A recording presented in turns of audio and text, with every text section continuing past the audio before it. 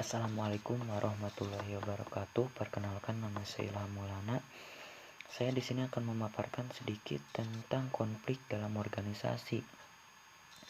Nah, yang pertama yang saya akan jelaskan, apa itu organisasi. Nah, yang kedua, sumber-sumber konflik dalam organisasi itu dari apa. Nah, yang ketiga ini adalah cara penanganan atau untuk menyelesaikan konflik organisasi ini dengan cara apa. Nah, yang pertama, apa itu konflik organisasi? Nah, konflik organisasi ini muncul karena adanya perselisihan dan pertentangan. Namun, Ilham di sini akan menyebutkan menurut para ahli yang bernama Robinson mengatakan bahwa pertentangan konflik organisasi ini muncul karena adanya ketidaksesuaian antara berpendapat dan juga perselisihan dalam mengemukakan hak atau suara. Nah, di sini juga ada pengaruhnya antara pengaruh positif dan negatif. Nah, sama-sama ini nantinya akan memunculkan sebuah konflik di dalam sebuah organisasi.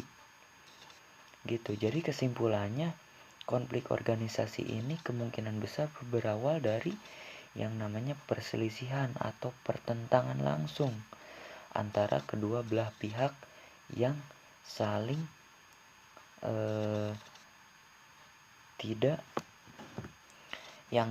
tidak mau kalah dalam menyampaikan suatu argumen atau pendapat. Nah, yang kedua saya di sini akan memaparkan sumber-sumber konflik. Nah, James A.F. Stoner dan Charles Wankel, beliau mengatakan ada 3 macam sumber konflik dalam organisasi. Yang pertama, ada konflik intrapersonal, ada yang kedua konflik interpersonal, yang ketiga ini adalah konflik antar organisasi. Nah, konflik intranasional ini apa? Nah, konflik ini artinya konflik kepada diri sendiri, yang artinya ketika kita mempunyai dua keinginan sekaligus atau dua hal menarik, namun kita ingin memilikinya. Nah, pada saat itu kita tidak bisa memiliki keduanya sekaligus, harus memilih salah satu dari kedua keinginan kita. Nah, dari situlah timbullah yang artinya perselisihan kepada diri sendiri. Nah, yang kedua ini adalah konflik internasional.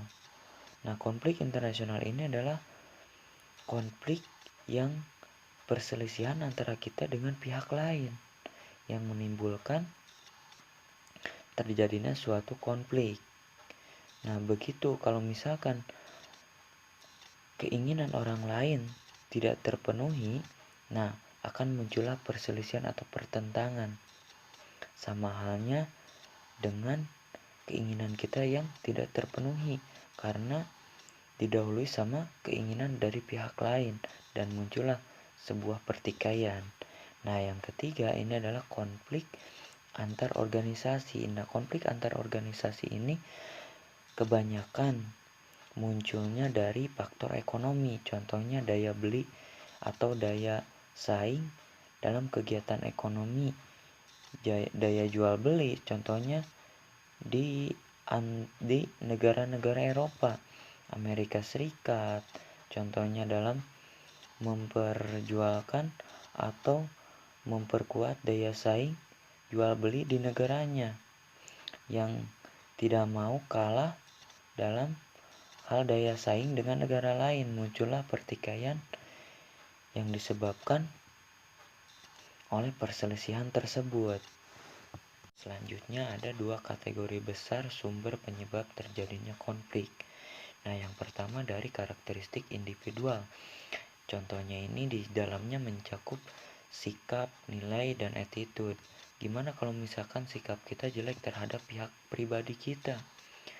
Nah, disitulah pasti muncul yang namanya masalah baru.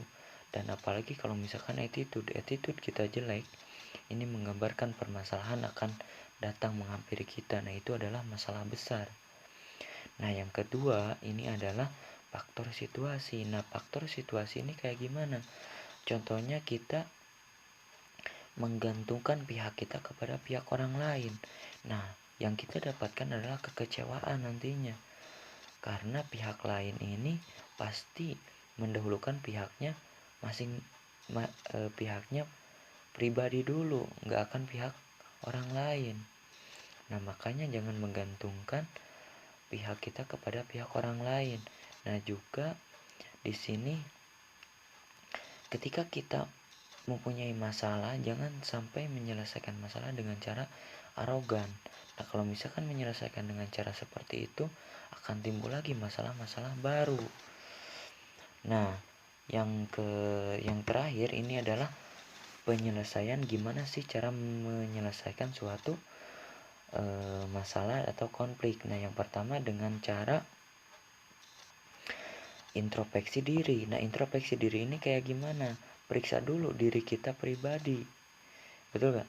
Nah, gimana kalau misalkan kepribadian kita ini masih jelek, belum mempunyai kepribadian yang bagus, attitude kita jelek. Nah, introspeksilah dengan cara seperti itu.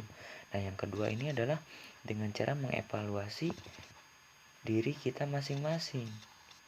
Nah, mengevaluasi ini dalam artian kita mengoreksi atau membenarkan apa yang salah dalam melakukan suatu tindakan atau pendapat.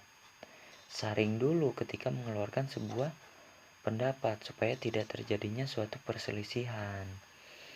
Nah, yang ketiga ini adalah identifikasi dulu konflik masalahnya, sumber masalahnya dari mana, awal mulanya kayak gimana, supaya dalam menyelesaikan masalah ini bisa terperinci dengan seksama dan bisa bermusyawarah, supaya dalam penyelesaiannya nanti bisa diselesaikan dengan cara yang simple dan tidak merugikan banyak pihak. Nah, sekian konflik dalam organisasi yang saya ketahui. Assalamualaikum warahmatullahi wabarakatuh.